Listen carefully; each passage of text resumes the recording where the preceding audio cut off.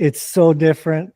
It changed over the years. I was there for 12 years, and from the first year I was there to the end, it changed a lot. They adapted within our team and our organization. A lot of they loosened up a lot, but it is definitely very different. And a lot of people, a lot of pros, the import guys that would come would last 1-2 years, not because they didn't enjoy it, but the culture change and the way you have to conduct yourself is so different that some people can't handle it. But it was a great experience. They're great people. It's a great place to live. Out of curiosity, and this is more of a cultural thing, less a hockey thing, but I'm guessing you're a first-generation Canadian. Did it give you any insight back into your cultural history? It was massive. Like when I went, I literally went because Dave King asked if I'd be interested in going there and playing in the Pro League to get my citizenship to play in the Olympics. And that's all I saw. And I didn't know any Japanese other than the good mornings and whatnot. And my grandma and grandpa didn't even speak English. My grandpa did a little bit, but I don't know how I communicated. I didn't care. I was just so into my own world. And it wasn't until I made the jump to the Japan there that I started to embrace it. And then it really opened up for me. And I had to learn how to speak, and then I could connect with my grandma in a different way, and totally changed my life. Changed my life in a lot of ways too, with the game itself. I went from... Out of curiosity, I mean, as far as the approach, the way you approach the game? Yeah, I use it a lot in my coach, my business now, and my therapy, or whatever you want to call it. But for a lot of years, there was just this, I had a ton of drive, but it was just push. And then I missed this whole section of time where I didn't even know I was just playing and I wasn't loving the game. And then when I got over there, I just developed this family and started playing just for the love of it.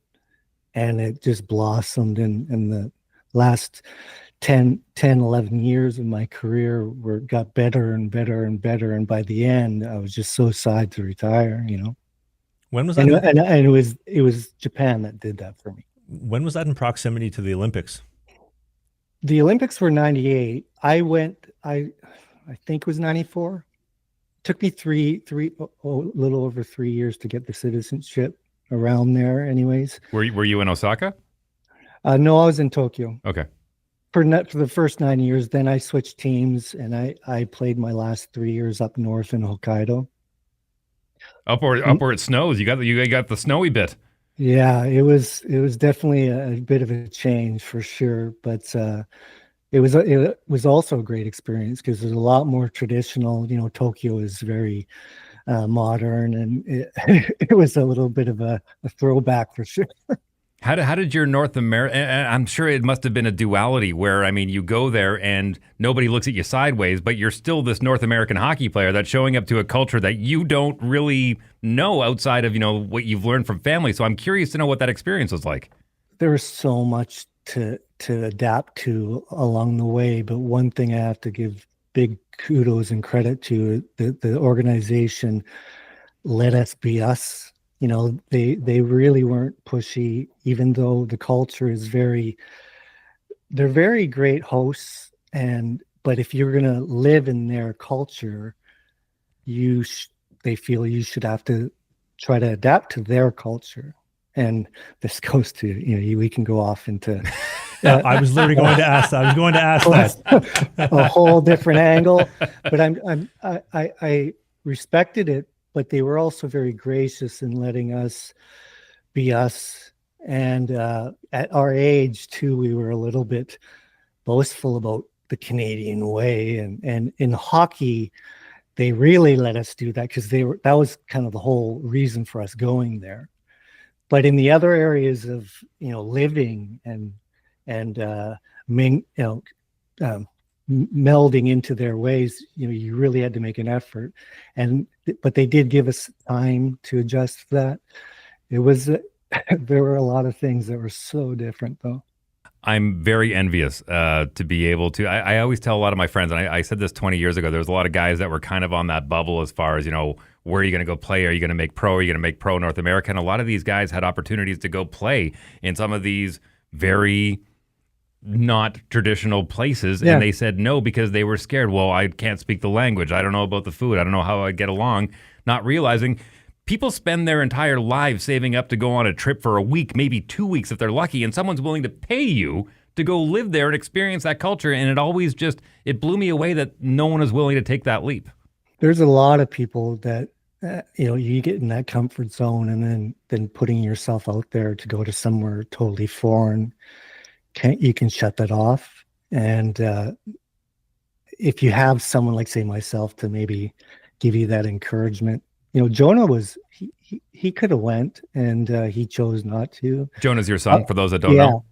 Yeah, and he probably has some small little regrets, but people make decisions, and we got to live with them. But yeah, going to places like that, when I would tell people, they would think it sounded like, oh, his career failed because how highly rated I was.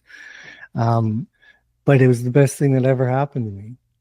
It really was. And my family raised all my kids there. And you can't give that kind of education. You know what I mean? They're American Canadians. And my last one was born there. So he has all three passports. Wow. What a gift. You know what I mean? What a gift. So that's so cool. That must have been nice during 2020. Sorry, I'd like to come in. Oh, sorry, we're not allowing Canadians. Here's my American passport. Oh, come on in. Yep. Or if they say not Canadians as well. I'm actually Japanese now. All of a sudden, you're a secret agent. Oh, yeah, come on in. Come on over here, Mr. Bond. We have a few questions for you. This makes sense. How many passports do you have? Dusty, here's a question for you. This is something I think is going to be a first in the show. So I'm only a year removed from playing in the minor leagues of pro. If, let's say, I was contemplating a comeback and I said, Dusty, I'm very interested in this whole Japan thing. For everybody listening at home that has no idea, can you pitch me on why it would be cool to come over and what specifically about the culture is awesome, and then the hockey aspect itself?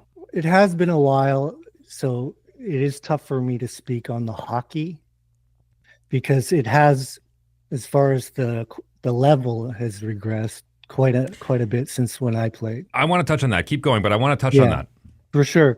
So having said that, instead of having ex-NHLers as the imports, it's now East Coast League. Hey, more hockey content. It's might be old, it might be new, it might be a full episode, it might be a half episode, but you can click these boxes because who doesn't like clicking boxes?